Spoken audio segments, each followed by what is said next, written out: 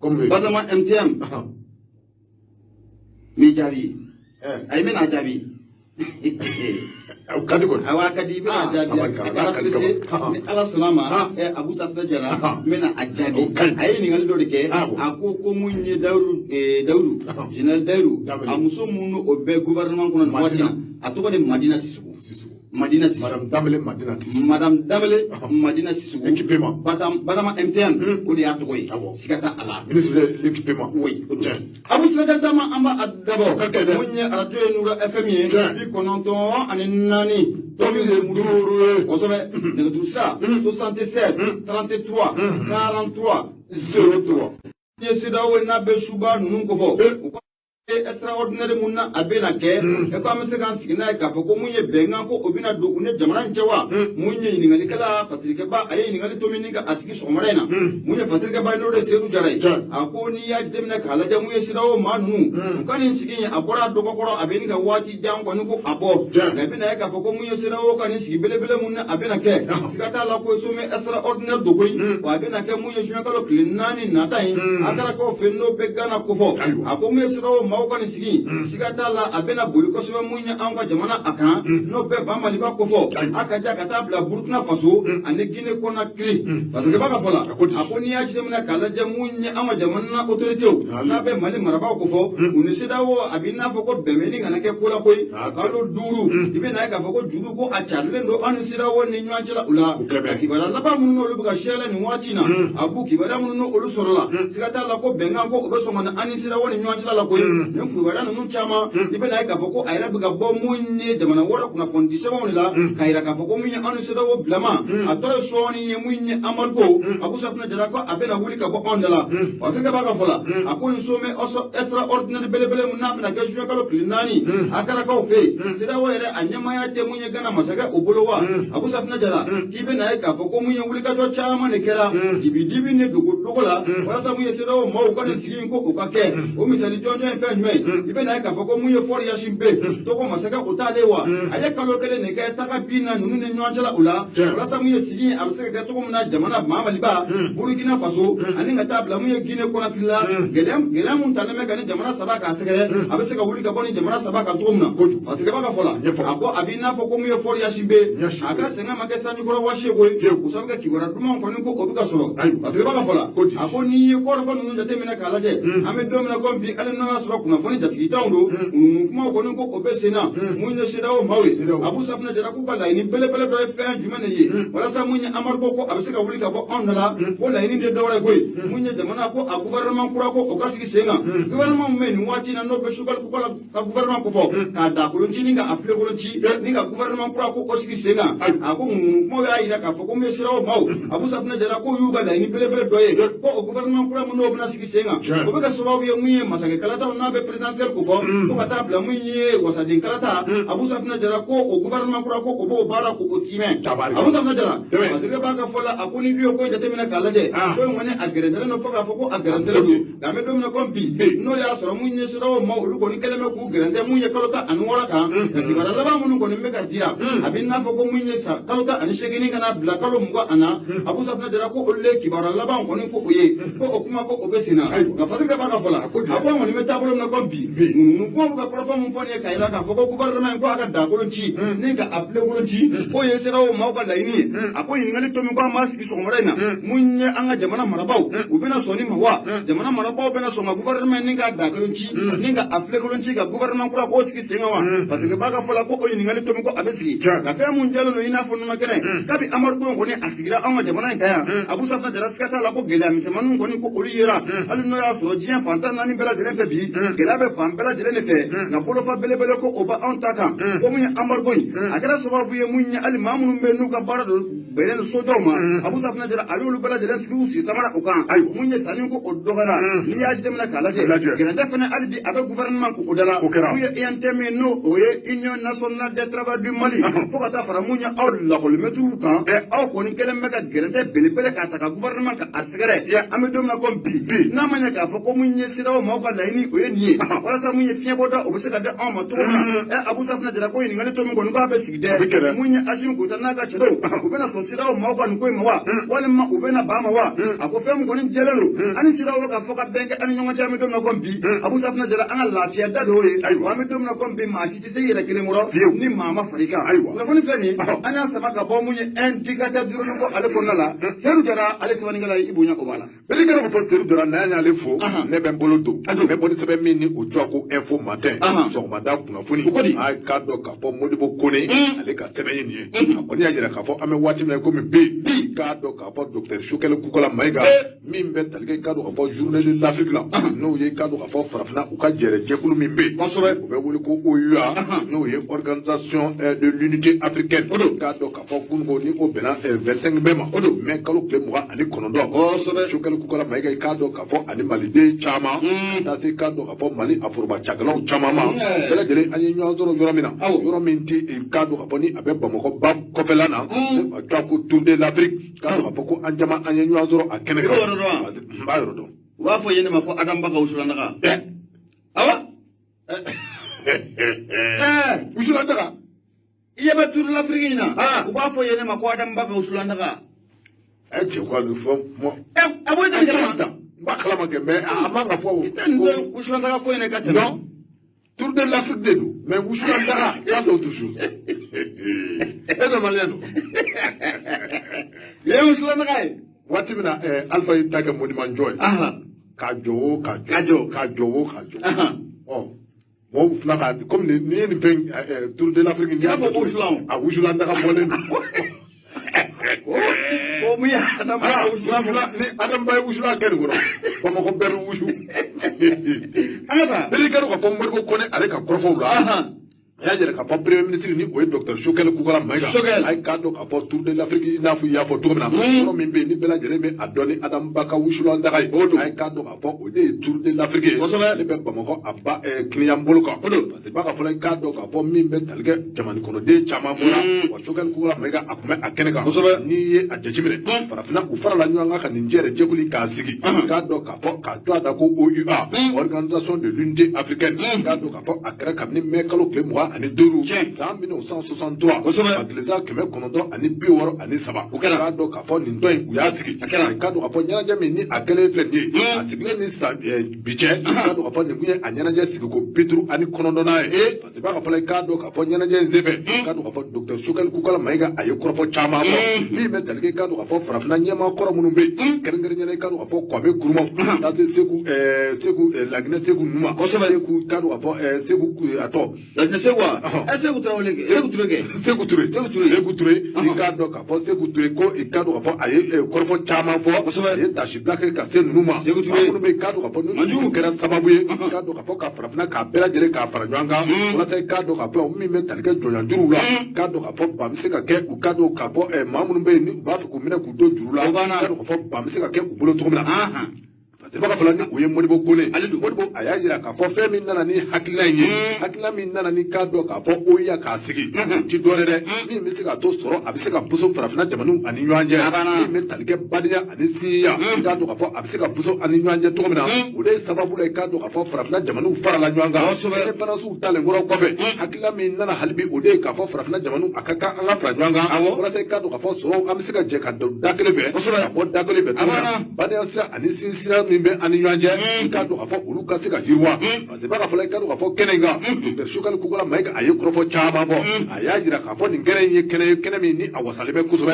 k'a dɔn k'a fɔ Mali kɔni an nisɔndiyalen bɛ wa Mali yɛrɛ a sankɔrɔ talen bɛ Mali an bɛ kunkɔrɔta la a sababu kɛ k'a dɔn k'a fɔ tɔn min ni a kofɔtɔ filɛ nin ye n'a bɛ wele ko OUA n'i y'a ta k'a lajɛ maa min bɛ yen k'a dɔn k'a fɔ ni o kɛra sababu ye k'a dɔn k'a fɔ ka nin sariyakisɛw k'a sɛbɛntɔ in jɔ a la k'a dɔn k'a fɔ ko o ye maliden ye o tɛ maa wɛrɛ dɛ bɛɛ lajɛlen bɛ a kalama k'a fɔ o ye anw ka baba Modibo Keyita Modibo Keyita i k'a dɔn k'a fɔ ninnu de kɛra maa ye maa minnu ni u sɔnna ka kɛ sababu ye ni min bɛ tali kɛ OUA la k'a bila sen kan min bɛ tali kɛ i k'a dɔn k'a fɔ a saritiw la k'a bɛɛ lajɛlen k'a élaborer maa min kun ye a cɛbafarin ye maa min kun ye a hakilina tabaa ye ko o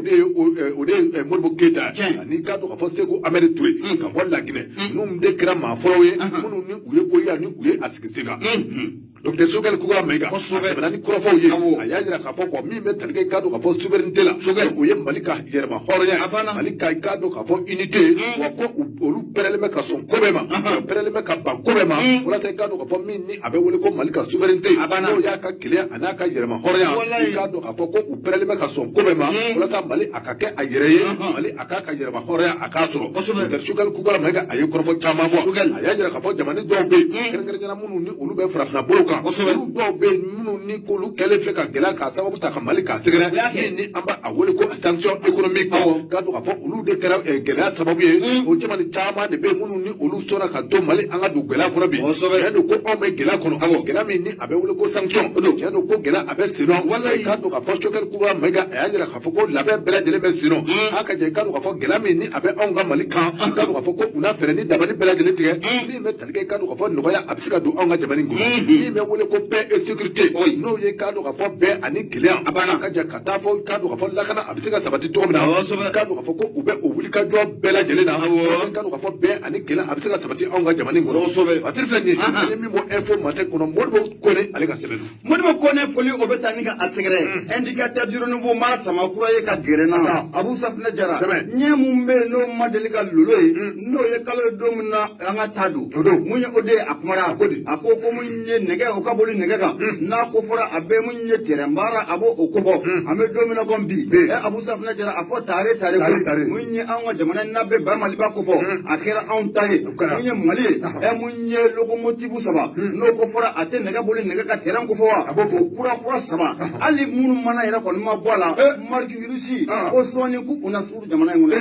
sɔɔni ya kibaruya jumɛn dɛ nɛgɛ bɛ boli nɛgɛ kan sisan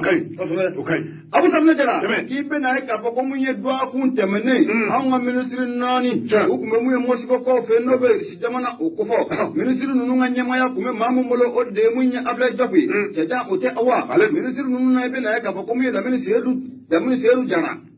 Lamini Seydou Traoré i balimakɛ don Lamini Seydou Traoré ale de bɛ jiko ani kuranko a n'an ka dugujukɔrɔ nafoloko kunna a fana tun bɛ taama in na o bɔlen kɔfɛ mun ye ministre de l'économie et des finances n'o bɛ musaka ko fɔ Alisoni Sanu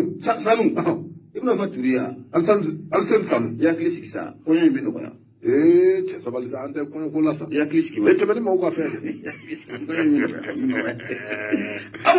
mun ye Sanu ye a fana tun bɛ taama in na a ka ja fo ka taa feere fara Madamu Danbɛlɛ Madina Sisoko o kan o fana tun bɛ taama in na Abu Safinɛ Jara o taama in ko a sɛbɛkɔrɔ jara ko ye a kibaruya duman min bɛ yen n'an y'o sɔrɔ a kɔnɔ la siga t'a la mun ye lakana yɛrɛ tɛmɛnen kɔfɛ ka bɔ yen Mali ni Irisi jamana an bɛ n'an bolo di ɲɔgɔn ma sira caman o fɛ a ko i bɛ na ye k'a fɔ ko mun ye protocole d'accord caman o de signena mun ye an ni Irisi jamana o ni ɲɔgɔn cɛ an bɛ don min na komi bi an ka nin minisiri 4 Abu Safinɛ Jara u ye nin taali mun kɛ mun ye Irisi jamanaw fɛ yen u bɛɛ lajɛlen ye wulikajɔ kɛ misiw ka opérateur minnu bɛ yen n'u ye diɲɛ dɔn fɔ k'a dɔn na kari musakako yɛrɛ sira fɛ u n'olu caman kɔni u ye ɲɔgɔn ye u bɛ se ka dɛmɛ ta ni ka jamana in kɔni ka a sɛgɛrɛ cogo min na nka fatirikɛ b'a ka fɔ la i n'a fɔ n y'a f'i ɲɛna cogo min na kibaruya duman minnu kɔ kɔni bɛ yen siga t'a la mun ye Irisiw yɛrɛ kɔni ye danganiya k'a di mun ye terrain kura saba mun ye jamana in kɔni o Irisi an bɛn'o san Irisi jamana kɔni bolo o sɔɔni ko o bɛna seli an ka jamana o kɔnɔna o la yan fatirikɛ b'a ka fɔ la a ko mun ye Madamu Danbɛlɛ Madina Sisoko ye n'ale de bɛ mun ye minisiri so in kɔni la nɛgɛ boli nɛgɛ kan o minisiri so yɔrɔ ninnu kɔni kalifalen don ale ma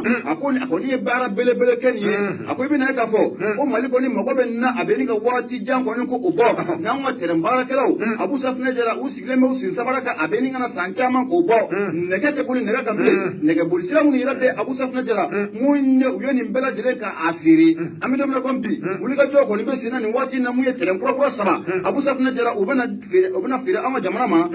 mariki Irisi ko siga t'a la ko o don Abu n'o fana bɔra yen mun ye kibaruya duman mun fana bɛ yen Abu Safinɛ Jara ko hali a tɛmɛ dɔgɔkun na nata ninnu na ko mun ye Irisiw bɛ na maa bila ka na maa minnu n'u bɛ terrain yɛrɛ dɔn terrain Abu Safinɛ Jara n'u y'u bolo maga a la a gɛlɛya bɛ yɔrɔ dɔ b'a dɔn n'olu nana an ka terrain u ye mun lawuli a fɔ a taara jɔ mun ye Korofina ka wuli ka bɔ gari la ka wuli ka bɔ gari la Korofina a ma tɛmɛ yen a ma tɛmɛ Korofina kan Korofina Nord Irisiw ka ni maa ninnu mana na expert ninnu mana na n'u y'u bolo da terrain kan dɔrɔn u b'a dɔn tabarikala a gɛlɛya yɔrɔ min u b'a dɔn o kaɲi siga t'a la an mago bɛ nin de la an mago de bɛ nin na comme il est souillé, ou bien espère ou black and Angana qu'on doit qu'on a nataula, espère mon bena angatel, encore mon bien, Abu Safna de la Nimura Saka do Ulmatuna, Ulu Feneke Pura nier, ou Bolo Osiaka, Rasamu Malido Messaka la Fiatrumna, but the Rabona Fola, Akunya, the Ministry of the Pen, Madame Damele, Madina Soho, Yaruka Maramuta, Abu Safna de la Papa, near Baran Manke, Aleka Tali Munye, Jamana Kona, Abu Safna de la Kamasaka for Waka Anyana, Namaka for Community and Pura Sama, Abu Safna de la Co Osola, Opolam of the Comunye, Subunuga, Esperu Blacana, Angatel and Koramunbe, Punu Bolo Magana Draw, Elamun better than Korana Abu Bada, Abu Bada. Baglanga do it. Okay. What Jack? Huh? Right. Some Madame Makai. Don't. Madame Damini. Eh, Madame Mangawi. I bought a Pelagani. Hello. Chado Brangatari. You put one care. Lamini Trauli. After Dakaka. I've made. Hello. Let him go to it. I bet he's a chamabulu. Lamini time. Hali energy go chamabulu. Gadding Zeba, a Mauliga Jodokewa. Changan Dotaza, Kaintaza. The Korga Pony. Henena, Kai. I'm Manganizi. Ataramunga, my daughter. Ataraminga, I put that delegation. At Malaki. Hello, not a delegation. I cannot go to a chemical Gulika Jodo. Opening Konan Korakabi. I'm not a Baskin don't this is a Banabasad. I couldn't go back grammatically. I'm very amateur. As much in the so, wait, may I can't talk to? I've seen a donning. I'm not keeping a donning. I'm not keeping on Korga, Sufan way. Eric and what about Black Korga controller? Anybody give Korga going about where my that's how I live. Oh, never let you out doing in Suvan and Proper Savannah, Oma, Esprit Dagabano for the Benabo, Nigana Amateur and Koromumbia and Nibra Duma, Negabisaka Bulina Katuna. I'm going to answer about any pana Alocono, we are Ode Alessamanigala Abu Ibuya Obala. Ode Amalefo, Mentegadu, I don't know what 7 minutes or trouble is swap the Bomoko, a large Mamma Gaba, Aleka 7, I can't talk about Gabaku, he met a little card of Ivorian Capicidana, no ye Alassanu, the man water. Ado Doko Ado Aledo in Nigeria prison. No ye cado upon Mamadou Bazumye. A pina for Anka section go a Blaleme Yoromina B. Amunube ni Ukebe who said that cado upon sanction can I will go Anka upon in Jeff Ladune. Rute Francisca Paragamino. Conin Jeff Ladu. Utesio. Wallahi ni go keeping in Nagasaka Bibla. Aru, ni se what you do the Gadu. Do go to I watch it. No one tell Kara for the bear Adoni Bazungo. Basum Takajuna to Tau, Akajun. Otagoni, Abusa Takajuna, Otagaju. I'm Mr. Mamadu Elaji Gaba, Ricardo for near Onga Jamaninda Halaja, Shadow Ricardo upon Jamanido Moon, Ricardo upon what Pellerina, also Guluko Transon, who can't be Onga Jamaningo, Ricardo upon Transon, Ulu Temana Teme, also Ricardo upon Apina for Ulu Pelagero Kunduaranin Transon, Sababu Cardo, Capo, Ame Watimina Gomi B, Cabini Cardo upon the Kudeta Plana, Akara, Kudeta Mini, Akara Bandau, and Moktar Wanina, I Cardo upon Cabini, Kudeta and Garakata, Udola Casepo Bima, Madame. No pay cado upon the Ulukoni Anga Bashi at if you at the Akelingo, also some of the cado Cafo, Uluka Miria Tedore, the Bella Jeleka Secretary, Mamunu Ulube Fahana and Watina, also Ranaswasina, Kamunu Ulube Fahana, our who covered the Bella Jeleka Cabin Watidula, we met the cado Cafo, Transo, Akajo, at your Watina, Polota, and shaking cado upon and Afro Uka, Kata, Udula Casepo Bima, Niguelate Fly, and you watch Bella Cado Cafo, Gueladona for Gueladoga, Upon Anga Transo, Abseka Labush to Gomina, Mr. Casabani Cado upon Mamube, Anga Germany, and Yamayala, also not Ferretti, the Barilla Jelka, Talgado of Fala, Unabla, Gongola, Kata, Adi, Opultic Moma, Sebafala, Cado of an way, and I Mamma do Gaba, Yaya Cafo, Cabin, Watidora, Talcastedo, and Yumola. Nungani kado kapoko nunum jera ka bebebe ka sigi onga malika ni metal ke sanction ka ofili onga jamaninga sanction ngoni akara sabo ye kado kapoka gola chama do onga jamaningo no ame watching ko mi big gola aksebe nana sabo watch dola kado kapoko uye bulika jo ka bela jere boloda ni metal ke union européenne on ma conseil européen ka fo ulu nyana ulu fana ka fere ni dabale bela jere tige haka jami metal ke sanction dola ulu fana ka ofra utaka abana sai kado kapoko sanction akake kote bela jere sanction mi beke sababi k'a dɔn k'a fɔ maa minnu bɛ yen ni u bɛ fanga a ɲɛmaaya la bi u ka fɛɛrɛ ni dabali bɛ lajɛlen tigɛ walasa i k'a dɔn k'a fɔ u ka fanga segin i k'a dɔn k'a fɔ min bɛ tali kɛ politigimɔgɔw la fanga a ka se ka segin olu ma cogo min na kɔrɔmasiri ti dɔwɛrɛ i k'a dɔn k'a fɔ ko waati dɔ la k'u ye wulikajɔ k'a sɛbɛ boloda conseil de sécurité de l'ONU u taara fɔ o sun na min bɛ tali kɛ i k'a dɔn k'a fɔ u ka min bɛ wele ko résolution 2584 k'u ye wulikajɔ k'a sɛbɛ boloda walasa i k'a dɔn k'a fɔ ninnu bɛ se ka sanction dɔ ta ka fili anw ka jamanadenw ka cogo la walasa i k'a dɔn k'a fɔ fanga a ka se ka segin so teliya la cogo min na parce que b'a fɔ la kalo 18 ne denko bɛ anw ka transition mɔgɔw ma u kalo 18 o fɔrilen kɔrɔ kɔfɛ a k'a dɔn k'a fɔ wulikajɔ kɔni sɛbɛn nana boloda k'a dɔn k'a fɔ an bɛ waati min na komi bi k'a ka jan maa min bɛ yen ni o ye Togo a masakɛ ye ale kɔni kɛlen bɛ ka wulikajɔ k'a sɛbɛn boloda k'a dɔn k'a fɔ sanction min ni a bilen filɛ anw ka jamana in kan a k'a dɔn k'a fɔ Togo masakɛ a y'a jira k'a fɔ anw ka jamana a hinɛ bɛ ale la jamana kɔnɔdenw hinɛ bɛ ale la o kuma k'a dɔn k'a fɔ n'a ma ɲɛ k'a fɔ sanction kɔni bin bɛ jamana kan ale kɛrɛfɛ jamana don wa k'a dɔn k'a fɔ Mali ye ale baden jamana ye k'a dɔn k'a fɔ Mali ɲɛmaa minnu dɛmɛna ka tɛmɛ ale ni olu jɛra ko caman ma kuma n'a ma ɲɛ k'a fɔ ko sanction kɔni bin bɛ Malidenw ka nin cogo in na wulikajɔ ale na o sɛbɛn boloda a bɛ fɔlɔ ni o ye Elhaji Mahamadu Gaba ye wulikajɔ i k'a dɔn k'a fɔ Togo ka masakɛ a kɔni bɛ o baaraw la wa i k'a dɔn k'a fɔ a bɛ ɲini ka ɲɛ sɔrɔ o ko la koyi nka i k'a dɔn k'a fɔ ko gɛlɛya a bɛ yɔrɔ min na bi o de k'a dɔn k'a fɔ Ivoire président Ado n'o ye Alassane Dramane Ouattara ye ka taa se Mahamadu Bazoum ma n'o ye Nigéria ale jamana ye i k'a dɔn k'a fɔ Niger président n'u ne kɛn bɛ k'u sen da fɛɛrɛ bɛɛ lajɛlen kan i k'a dɔn k'a fɔ ko ninnu kɛn bɛ k'u sen da min bɛ tali kɛ sanction min ni a bɛ ka wuli i k'a dɔn k'a fɔ ko u kɛn bɛ k'u sen da a kan i k'a dɔn k'a fɔ Fasiba kɔni y'a jira k'a fɔ ko juin kalo tile 4 i k'a dɔn k'a fɔ min bɛ tali kɛ CEDEAO jamana ɲɛmaaw la u kan ka ɲɔgɔn sɔrɔ lajɛrɛ la lajɛrɛ in sɛbɛn a k'a dɔn k'a fɔ ko ni Ala sɔnna ma a sanction ko a bɛ wuli ka bɛn n'o don awɔ le 4 juin awɔ ne Faransi b'u dun a b'u dun ye n'a bɛ ne ko a bɛ n'a fɔ ko nin jamana ɲɛmaa ninnu yɛrɛ ma kekun ye quoi Faransi ye jamana ɲɛmaa o ɲɛmaa dɛmɛ Afiriki a tilala k'a bɛɛ kɛlɛ a bɛ kɛ dɛ i ka sigi o kan dɛ ne yɛrɛ kɔni t'a dɔn fɛn ayi n'i nana dadenni fɛ i bɛ bɔ dadenni fɛ Blaise ye maa dɛmɛ ka Faransi dɛmɛ ka maa bɔ Afiriki yan o ma kɛ mais a bɛ cogo di bi Faransi ye président o président dɛmɛ Abu Safinɛ Jara n'a tilali la a b'i fili a b'i fili de a yɛrɛ b'a dɔn k'a fɔ nafa foyi tɛ e la e kumakan lamɛnnen tɛ bilen ka jamana kɔnɔ a b'i fili o cɛ a b'a bɛɛ kalan bɔ o bɛɛ la a tugulen b'a kɔ Ado Bazoum yɛrɛ bɛ foronto i n'a fɔ ko jɛgɛji bɔlen janfa dɔn ma o kuma b'a dun Ala k'a ɲɛ ka d'a ma Ala k'a hakili ɲuman parce que filɛ nin ye an ye min bɔ soir de Bamako kɔnɔ Elhaji Mahamadu Gaba ale bolo nɔ Elhaji Mahamadu Gaba foli o bɛ taa ni ka a sɛgɛrɛ a b'u ne koko n'a a pɛrɛnna siga t'a la mun ye basa fo ka taa fara siran tɛrɛ kan hali a dɔw la maanifin kunkolo bɛ don wo ninnu dɔw fɛ mun ye soir de Bamako n bɛ bolo don n bɛ bɔ ni ale ye Laya Jara a ko sarakɛ a kumara a ko mun ye an ka taa kiri bunakun o kɛnɛ kan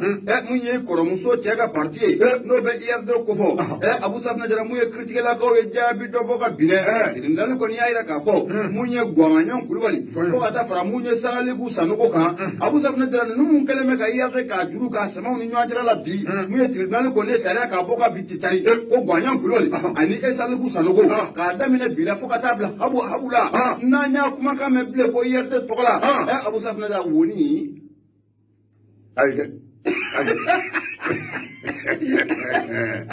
woni fiyewu kiritigɛlakaw kelen k'o jaabi bɔ ka bi ayi k'a sɔsɔ a tɛ sɔsɔ mɛ woni ko kɔni ni ayi ne bɛ kuma ayi non mais n'i ye sariya sɔsɔ ayisa min ɲini aw tɛna sariya sɔsɔ mais min ye da kana don a kuma rɔ bilen o b'u ka kuma u da kana don a la fɔlɔ n'i bɛ kuma i tɛ kuma IRD tɔgɔ la o de fɔra ayi IRD yɛrɛ hali u bɛ se ka mɛ ni a kɛlɛ de tɛ se u bɛ se ka kɛlɛ kɛ sa nka u n'a kɛlɛ de tɛ se n bɛna mun f'i ye dilancogo tɛ naabu n tɛ se ka nin dilan n tɛ se ka nin dilan muso cɛ ka parti ni y'a kɔrɔbɔ woni ayiwa tabarikala Abu Safinɛ Jara k'i bɛ na ye k'a fɔ ko mun ye kiritigɛlakaw ye jaabi k'a bɔ ka bin Titari mɛ kalo tile 24 san 2000 ani san 22 tribunal de la commune 6 Abu Safinɛ Jara ko le jaabi bɔ ka bin dɛ u y'a jira k'a fɔ ko n bɛ Sagaliku Sanogo ale ni Gwamaɲan Kulubali k'u tɛ fɛ ka nin fila si dɛmɛ mun ye IRD tɔgɔ la bilen u tɛ fɛ nin fila si ka kuma fɔlɔ IRD tɔgɔ la fɔ jaabiw jɛ ɲɔgɔn kɔ ka sɔrɔ ko ninnu na parce que b'a ka fɔ la a dugulen tɛ maa si la k'a fɔ ko nin cɛ filɛ n'o bɛ Gwamaɲan Kulubali ko fɔ ka taa bila saliku sanuku la ninnu kɛlen bɛ ka yɛrɛ k'a juru saba u ni ɲɔgɔn cɛ kabi dɔɔni min kama honorable Sumala Sise ale fatura Abu Safinɛ Jara ko in gɛlɛyara fo k'a fɔ ko a gɛlɛyara a ma ɲɛ mun ye IRD tɔndenw yɛrɛ dama de ɲɔgɔn wele kiri bunna kun kɛnɛ kan o waati tɛmɛnenw na k'i bɛ na k'a fɔ ko kɛrɛnkɛrɛnna mun ye tɛnɛndon n'o bɛnna Afirika la tile 4 ma san 2000 ani san 22 Abu Safinɛ Jara k'i bɛ na k'a fɔ ko délibéré ko o bɔra ka bin tɛ cari i bɛ na k'a fɔ ko mun ye Gɔɲɔn Kulubali waati dɔw tɛmɛnenw na n'o bɛnna janvier kalo tile 16 ma san 2000 ni san 22 olu ye congrès extraordinaire dɔ kɛ o congrès extraordinaire mun kɛnɛ kan u y'a yira k'a fɔ ko mun ye Gɔɲɔn Kulubali ko ale kɛra mun ye IRD ɲɛmaa ye Abu Safinɛ Jara mun ye Saliku Sanogo ka maaw ma cɛ n'o ye abada o sabu u y'a yira k'a fɔ ko congrès mun n'a kɛlen filɛ Gɔɲɔn Kulubali n'a ka cɛdenw fɛ Abu Safinɛ Jara ko a ni sariya ko a ma kɛ ɲɔgɔn fɛ bi ko a ma kɛ ɲɔgɔn fɛ sini Abu Safinɛ Jara k'i bɛ na k'a fɔ ko mun ye kiiritigɛlakaw dɔw fana nana jaabi bɔ ka bin o jaabi ko o jaamu ye Gɔɲɔn Kulubali la olu ye sariya k'a bɔ ka bin a dɔnni kama u ko mun ye Saliku Sanogo fɛɛrɛ dabali bɛɛ lajɛlen kɛ mun ye IRD ɲɛmaaya i k'a kalifa mun ye Gɔɲɔn Kulubali ma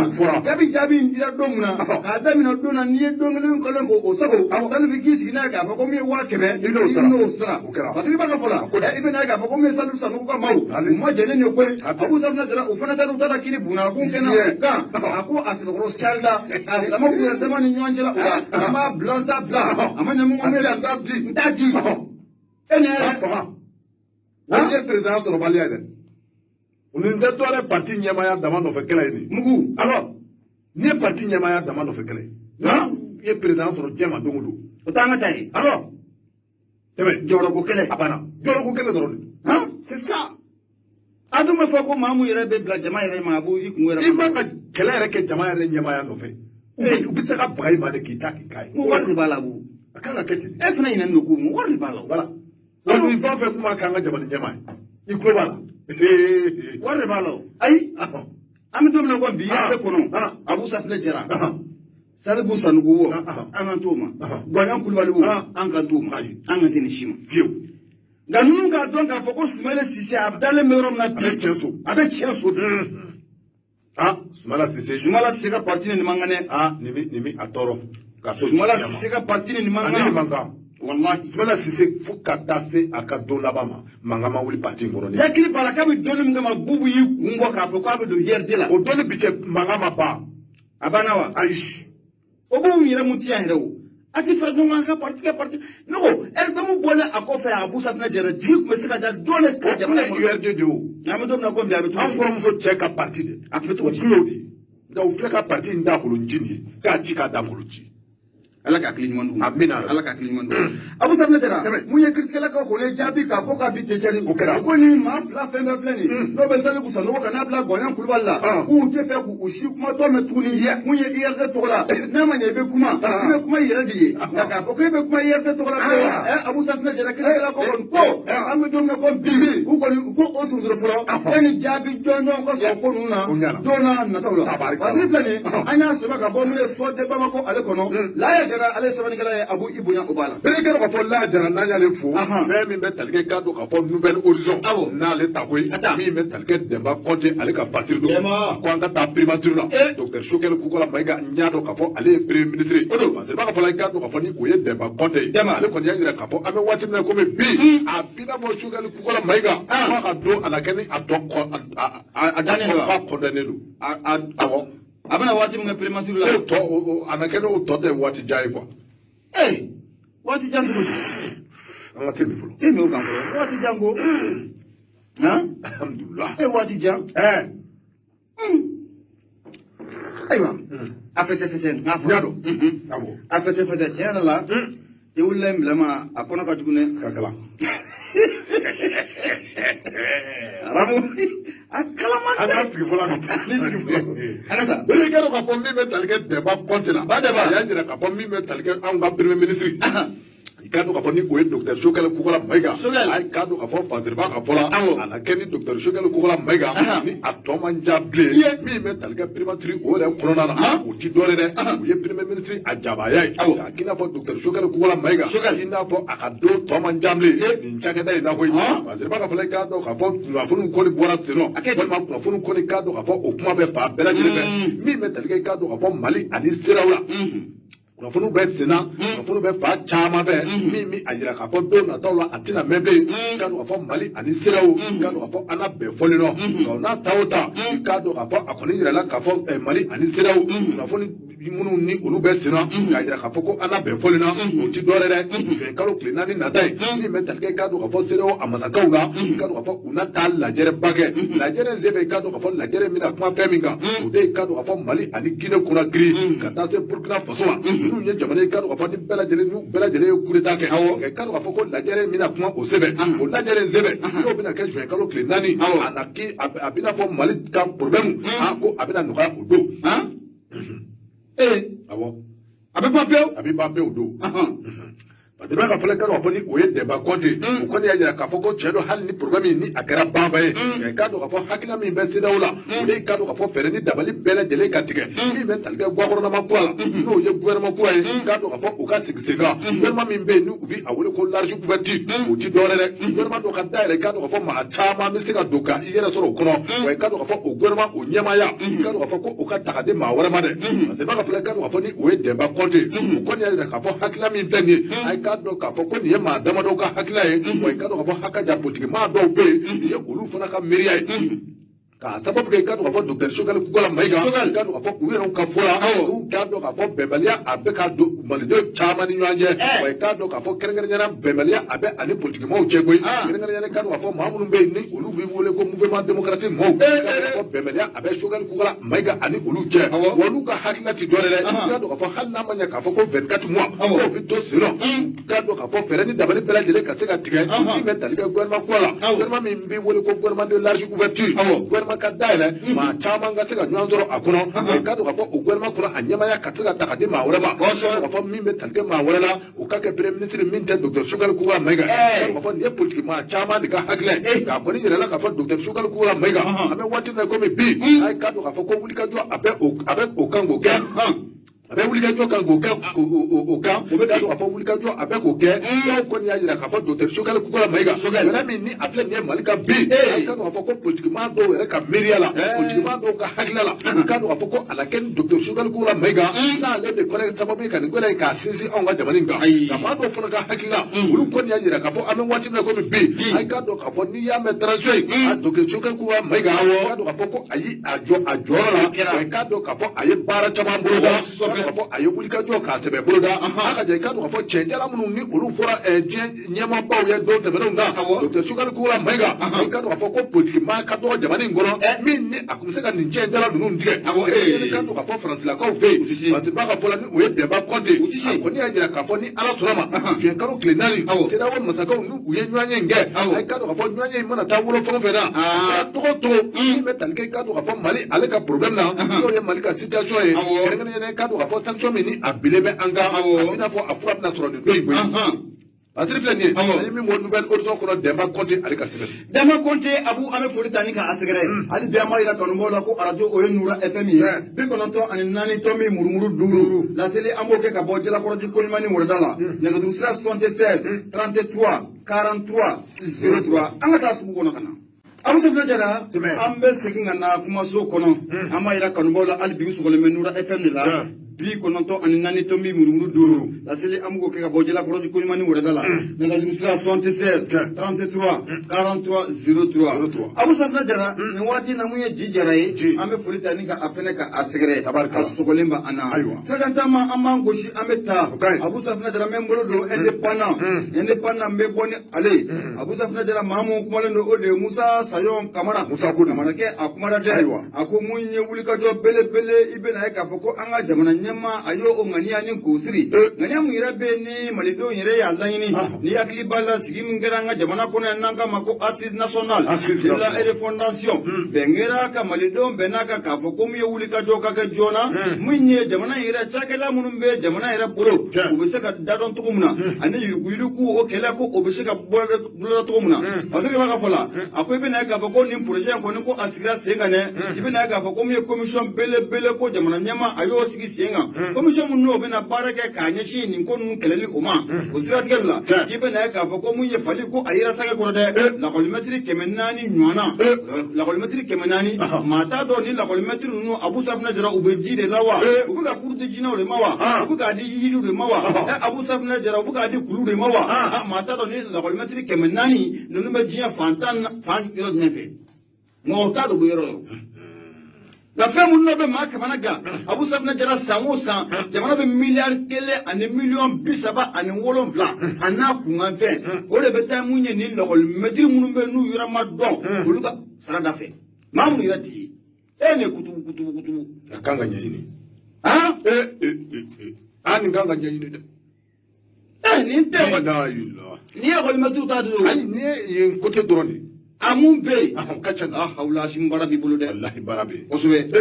Patrick Bakafola, a Komunyanga Jamanama no de président de la transition, Olonel Ashimi Koita, Munye Tratado no Benamekalo Klemunga and Nanima, transition Gama Sangale Kosurawa, even like a Fokomunye Pala Presidential, Jamanama Aira Kafokomunye Proje Pele Doko Obenasiki Senga, Prosamuna Bekasabia Munye, Jamana Function Publiki, Abu Safnajala, Aku Messica 10 to Komaninka, Akona Ninka, a Jack, Usirakella, Jamana Fama Konaida Kafokoblika Joko Benake, Yurugu. Banga fonction publique ko la me domna kombi mamu mbe ka fako ube jamana ka saraka amine ga abu tita chagarola ko wuli ka joko abina ka ulukama o bolon ka mamu fene bennu be sara sara mine jamana la sakalo kalo abu safna jala yikulo mada ko wuli ka jobni ku kama o fene te manu ka fako boy jokoro ba munu mbe bali ku munu mbe nu sira retratie nu bani ne retratie takama abu safna jala addo ali bigi kala o tisaka mine bli addo jete foila ne fro erate abu safna jala ko te marché o chele ale fura tu tem awo nu tara do be kle sunola u be kle sunola kle sunola mo se goro awo u tina to so papio be bama yele malaka awo do foro ka retraite shiga wallahi ko do ni ado yele tama man ko de dugu fa be jeune damala jeune diplômé sans emploi u ka do jeune compétent olu de be ka moto taxi bolia hein u ka maîtrise u bolo olu de be ka moto taxi boli achama Torba desalo ngebe kushi bama yelema. Abel fois alors kushi bama yelema. Mais la refondation c'est ça. Abana. Ayo. Abu Zabda jara. Enyo de fina ngo. Fali. Ayira sage ko de. Tunda tige lana manya ka ko jamana fama aklina ninka ata. Munye ministre mu irabe no de Ibrahima Ikasa Maigade. Alete ministre de la refondation de l'état alreto yowa. Ale ko ni ayira ka ko ni ko munni abarako abena boloda tisa. Abu Zabda jara baran ko abe gelea fo ka ko abe gelea. Ko ka ko sikata la Abu Zabda jara ne mo do nu demene dugawu ko sikata la baran ko abe se ko noya. O siratigella munye Ibrahim Magasa aleda ko ne Ibrahim Igasa Maiga ayayira ka ko munye jamana ko na me domna gombi sigata la jamana ga wagane era ko na na furo chama ne be boy mata do na furo nu ko ni ko abeta sira mun fe akoy be na ka ko munye bara do beke Abu Saf na furo do be bo anga jamana kesu ko no abara kita kelen tukushila munye na furo do be bo jamana ko su ko na kata fo ko mawdo sarado Abu Saf na jere be dia fanta na ni bele de len dunyona ito ko mayu injela o siratigella na manya ka ko ni gele ko ni ko aba anga fonction publique kono kabe alaka jamana ne sanse mamu be nyamala binno de jamana nyama no de asim ko tay ako wuli ka tobe sina ke nin kele ko abena bolo to muna o siratigella na de kol metri kunga o te kala education o ta ale ko fo munye Ibrahima Ikasa Maiga ay ki wala ninga ko ka binti chari ay da ka ko munye la kol metri kemenani Abu Safna jara samosa jamana be milliard kele ane million bisaba ane wolon vla ana kungamve Abu Safna jara o be ta nunu sara o dafe ngani ko metri ma kemenani yere Abu Safna jara mata do nunu me yoro u be kolon ko no wa u be ka kurdi jino de mawa wa kolon ne wa yiru de mawa sangulo de mawa Abu Safna jara mata do nunu me yoro fictif non c'est un fictif awo ne to fictif bi et vous savez ah non mais c'est ça mais même mon fene fo na ma ka foko asimu abena ni kele damne Abu Safna jara ne kele bilibili di kele badu ne jawo ci ya khorta jamana mun yabla hal ka dan ngele kelema wi ya khorta yabla o ye makonya jawo ci ya khorta jamana sera ka labana be ka photo nu sera ka apunje bara ni mon ba awo na sera ka laban mama da ko ya khorta jamana mun yabla ant san chamana verification bike nga shima abuti ko julama nga asimi ya ko aya ya ka fa mau ya takatime kuy mo ya takatime nga ne takatime ka ka wuli a ko kama nka u y'a bila kun min kama ale b'a ɲɛdɔn a b'a ɲɛdɔn ale tɛna bila dɛ olu mun y'a ta k'a bila u y'a bila kun min kama o ɲɛdɔn don koyi o de kama an ko ni jɛkulu dɔ sigira sen kan ni commission dɔ sigira sen kan mun bɛna ka baara bɛna ɲɛsin nin ko in sɛgɛsɛgɛli ma commission wɛrɛ ka sigi kɛrɛfɛ mun fana b'o kɔlɔsi dɔ fana ka sigi kɛrɛfɛ mun b'o kɔlɔsi kan ka se fɔ 3 ma parce que a bɛ fɔ nin de ma opération arc-en-ciel a bɛ ɲɔgɔn kɔlɔsi awɔ opération arc-en-ciel de ɲamu ni cɛ dɔwɛrɛ ma cɛ n'o tɛ koyi awɔ ni e maa mun bilala ka kɔlɔsili kɛ e yɛrɛ bolo mana mina bɔrɔ kɔnɔ mun tɛ fana ni min ka kan o ka da i kan o de ye kɛlɛ in gɛlɛya o de ye kɛlɛ in gɛlɛya donc n'a ma ɲɛ k'a fɔ ko jɛkulu bɛ sigi jɛkulu wɛrɛ ka sigi kɛrɛfɛ mun b'o kɔlɔsi jɛkulu wɛrɛ ka sigi kɛrɛfɛ mun b'o kɔlɔsi a banna Abu Safinɛ Jara parce que ba kɔni y'a yira k'a fɔ an mun ye lakɔlimɛturu ye ko in kɔni sɛbɛkɔrɔ gɛlɛnlen don olu ka fanfɛla o la dɛ o siratigɛli la i bɛna ye k'a fɔ ko wulikajɔ kow bɛna kɛ an minnu ka baara bɛnnen don nin kɛwale nation ninnu ma tɛgɛ a bɛ se ka ta ka da u kan cogo min na don n'a nataw la jamana faama mun ye Asimi Goyita ye a y'a yira k'a fɔ ko wulikajɔ bɛɛ lajɛlen bɛna kɛ mun ye Mali fonctionnaire a da bɛ se ka dɔn cogo min na o sabu kɛ n'a da donna musaka minnu n'o bɛ taa fufala Keyita mun ye san o san a musaka ninnu bɛ kɛ sababu ye Abu Safinɛ Jara baarakɛyɔrɔ bɛ dayɛlɛ denmisɛnw bɛ baara k'o sɔrɔ baliku minnu bɛ yen n'u si sera retraité n'u bannen don retraité ma u bɛ fura kunun na Abu Safinɛ Jara u bɛ yɛrɛ lasaga nin waati bɛɛ lajɛlen o fana bɛ se ka bɔ yen cogo min na mun ye sifinnakaw bɛ se ka jɔyɔrɔ k'o sɔrɔ cogo min na ko nin baara ninnu ko a bɛ ɲɛsin u ma Patrick b'a ka fɔ la a ko nin wulikajɔ mun n'a bɛna kɛ jamana faama a bɛɛ tan Abu a bɛ kɛ sababu ye na a ko n'a a kilenna ni a ko n'a a taara a sira fɛ a bɛ kɛ sababu ye Abu Safinɛ Jara nafolo musaka caman jamana bɛ se k'o sɔrɔ san kɔnɔ o sabu kɛ yuruguyurugu mun n'a bɛ kɛ an ka jamana in kɔnɔ Abu Safinɛ Jara a dagosi a ka bon fo k'a fɔ ko a ka don ni ye lakɔlimɛturu ni y'olu ta ye maa tɛ dɔgɔtɔrɔw ta dɔn a n'a tɔw kojugu ka ca dɛ ayiwa jamana faama yɛrɛ da don mun na o ka jugu n'a bɛɛ o ka jugu n'a bɛɛ Abu Safinɛ Jara o ye mun ye jamana bɛ sara de di e ma kalo o kalo bɛ t'i bolo jan jamana bɛ ka sara e dun t'i ye baarayɔrɔ la a t'i ye i ti taa i munumunu an ka i bɛ lo bɛ t'a la i munumunu an ka dɔgɔtɔrɔsobaw kɔnɔ i k'a jateminɛ k'a lajɛ a dɔw bɛ taa dɔgɔtɔrɔso la hali tɛ tɛmɛ heure kelen kan jigin awɔ ko taa dɔw bɛ taa baarayɔrɔ la 11h dɔw bɛ taa baarayɔrɔ la 11h 14h u bɛ saki gulu awɔ ko taa sɔrɔ n ka biro n ka clinique la awɔ cɛ ni nin bɛɛ sera ka corriger c'est bon a bɛɛ bɛ corriger tabarikala a bɛɛ bɛ corriger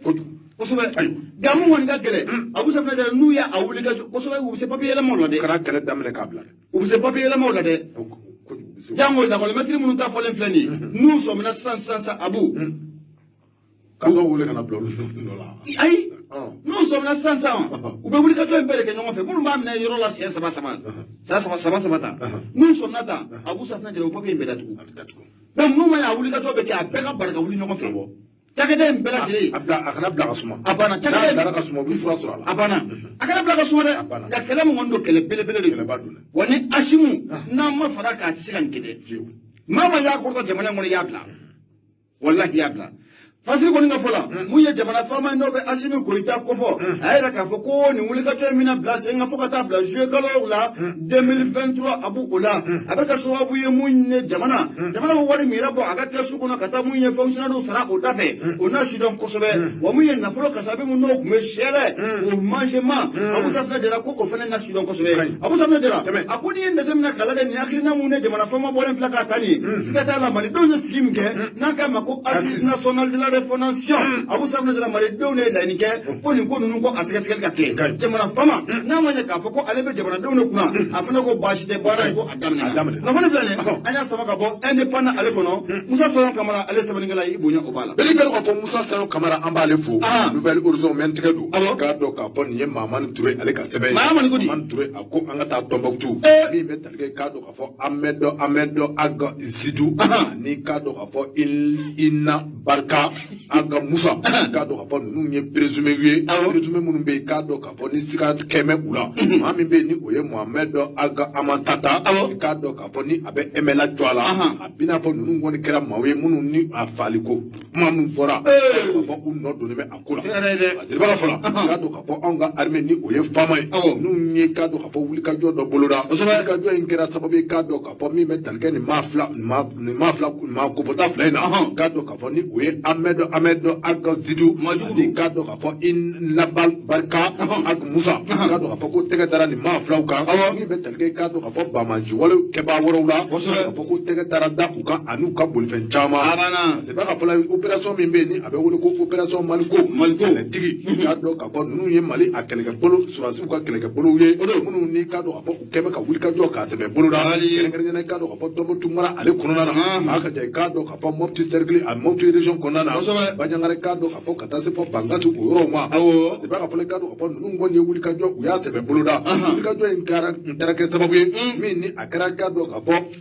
mardi don ni kɛra i ka dɔn k'a fɔ o kɛra i ka dɔn k'a fɔ tarata don mais kalo tile 24 san 2022 la wulikajɔ in ka dɔn k'a fɔ armée malienne u ye wulikajɔ u y'a sɛbɛ boloda i ka dɔn k'a fɔ a kɛra sababu ye min bɛ talikɛ ka dɔn k'a fɔ Bamaji maa dɔw bɛ yen i ka dɔn k'a fɔ ka tɛgɛ k'a da u kan i ka dɔn k'a fɔ maa minnu bɛ yen i ka dɔn k'a fɔ ni olu kɛra i ka dɔn k'a fɔ ni siga kɛmɛ u la i ka dɔn k'a fɔ ni u kɛra sababu ye i ka dɔn k'a fɔ maa min bɛ yen ni o ye Mamadu Aga Amata ni a bɛ MNA jɔ la i ka dɔn k'a fɔ ale kɔni a assassiné na maa minnu kɛra sababu ye i ka dɔn k'a fɔ ka nin cɛ kofɔda ye i ka dɔn k'a fɔ ka bunɛ a nin na a b'i n'a fɔ i ka dɔn k'a fɔ siganɔma maa fila olu mɛnna i ka dɔn k'a fɔ anw ka sɔrɔsɛnɛkaw ka wulikajɔ sɛbɛn wulikajɔ min bɛ yen i ka dɔn k'a fɔ ni u kɛ kun bɛ ta ka Bamajiw sɛgɛrɛ i ka dɔn k'a fɔ o sɛbɛn u taara bɔ nin cɛ fila in kan wa i ka dɔn k'a fɔ u ye tɛgɛ da u ka ŋami a siriba ka fɔ la i ka dɔn k'a fɔ mɛ kalo tile 19 ka se a tile 21 ma état major k'u ye kunnafoni u y'a bɔ ka bin kunnafoni min ni a kɛra sababu ye i ka dɔn k'a fɔ jadima maa damadɔ bɛ yen kɛrɛnkɛrɛnnen ka dɔn k'a fɔ min ni o jɔ ko Abdoulaye Bari i ka dɔn k'a fɔ ale tun ye jadimaw ka maa belebele min ni ka dɔn k'a fɔ a kɛ kun bɛ ka wulikajɔ k'a sɛbɛ boloda jamana a kɔrɔ bɛɛ bolo la i n'a fɔ ka dɔn k'a fɔ Banjagara mara Bangasi mara jama ani waati bɛɛ lajɛlen na i ka dɔn k'a fɔ a kɛ bɛ ka wulikajɔ k'a boloda min b'i wele ka dɔn k'a fɔ ko Mohamed Al-Futeni ani Idouane Aïdara ninnu bɛɛ lajɛlen ka taa se maa 14 wɛrɛ ma ninnu bɛɛ lajɛlen ka dɔn k'a fɔ ko armée ka nin wulikajɔ in kɔnɔna na ka dɔn k'a fɔ ko tɛgɛ dara ninnu bɛɛ lajɛlen ka ŋami ka taa se moto 18 ka dɔn k'a fɔ o moto 18 min ni ka dɔn k'a fɔ jadimaw ka dɔn k'a fɔ minnu ni u ye diinɛ marifatigiw ye u ye wulikajɔ kɛ ni i ka dɔn k'a fɔ moto minnu ye ka dɔn k'a fɔ ko u ye tɛgɛ da ninnu bɛɛ lajɛlen kan armée Mali ka fɔ la n'o ye anw ka sɔrɔsilakaw ye k'a fɔ la k'u ye wulikajɔ dɔ boloda min ni a bɛ wele ko reconnaissance du terrain ka dɔn k'a fɔ o reconnaissance du terrain o ti dɔ dɛ ka wulikajɔ ka munumunu ka wulikajɔ k'a boloda munumunu zalo k'a boloda i ka dɔn k'a fɔ jamana a kɔrɔ bɛɛ bolo la o wulikajɔ kɛra sababu ye k'a dɔn k'a fɔ min bɛ talikɛ jadima maa caman na ka dɔn k'a fɔ ko ka olu bunɛ u niw la o kɛra k'a dɔn k'a fɔ dugu min bɛ yen ni o bɛ wele ko Jalasagu i ka dɔn k'a fɔ ani i ka dɔn k'a fɔ jama wuli k'a fɔ ninnu bɛɛ lajɛlen ye dugu ye ni ka dɔn k'a fɔ u bɛ Bangasi mara kɔnɔ kilo 44 u bɛ u ni Bangasi cɛ wa i ka dɔn k'a fɔ u ye wulikajɔ k'a sɛbɛ boloda Mopti mara fana kɔnɔ kɛrɛnkɛrɛnnenya Banjagara ale cercle kɔnɔna na hali jadima maa caman bɛ yen i ka dɔn k'a fɔ ko an ka armée kɔni k'u kɛra sababu ye i ka dɔn k'a fɔ ka tɛgɛ da olu kan i ka dɔn k'a fɔ marifa minnu bɛ yen ni olu bɛ wele ko pistolet mitrailleur i ka dɔn k'a fɔ ko u y'o caman minɛ u bolo marifa minnu bɛ yen ni olu bɛ wele ko fusil de chasse k'olu caman minɛ i ka dɔn k'a fɔ ka taa se moto 9 Baɲango ma ninnu bɛɛ lajɛlen kɔni ko i ka dɔn k'a fɔ tɛgɛ nana da nin bɛɛ lajɛlen kan k'a sababu kɛ anw ka armée olu ka cɛdenw an ka armée cɛdenw ka wulikajɔ o ye Masiri filɛ nin ye an ye min bɔ Nouvelle Horizon kɔnɔ Mamadu Ture ale ka sɛbɛn Mamadu Ture Nouvelle Horizon ma foli o bɛ taa ni ka a sɛgɛrɛ Irlanda Ture ko n k'a f'i ye ko mun ye article 39 n'a ma ye tan k'a fɔ ko sigakɛla la ko a ka bila ka se ka kɛ an na cogo di maa 400 400 yan mais o tɛ an fɛnw nɔ ye o ça c'est mais comment o tɛ ancien nɔ ye o minnu bɛ ancien tɔgɔ ta minnu bɛ ancien a bɛɛ ancien a bɛɛ ancien ah non mais a bɛɛ ancien mais an ka ministère kɔnɔ a bɛɛ tɛ ancien dɛ il y a des financiers ancien kɔrɔ don ko article 39 bila a ka sabali sa non ko in ka gɛlɛn fo ka fɔ a ka gɛlɛn dɛ nin baara mun dabɔlen filɛ jamana fama a ka gɛlɛn n bɛna min f'i ɲɛna ministre dɔ tun bɛ an ka jamana in kɔnɔ a tun bɛ ministre de l'éducation na Pulo Ousseynou Amion Guindo Pulo ye nin baara in daminɛ san a y'a bila i tulo b'a la a kɛra sababu ye u y'a gɛn ka bɔ ministère a y'a bila i y'a faamu bon nin kɔfɛ fɛn wɛrɛ bɛ yen min ka jugu nin bɛɛ ye n'i taara an ka lycéew la lycée fana bɛ yen élèves fictifs de fana bɛ yen sanayɛlɛn kalanso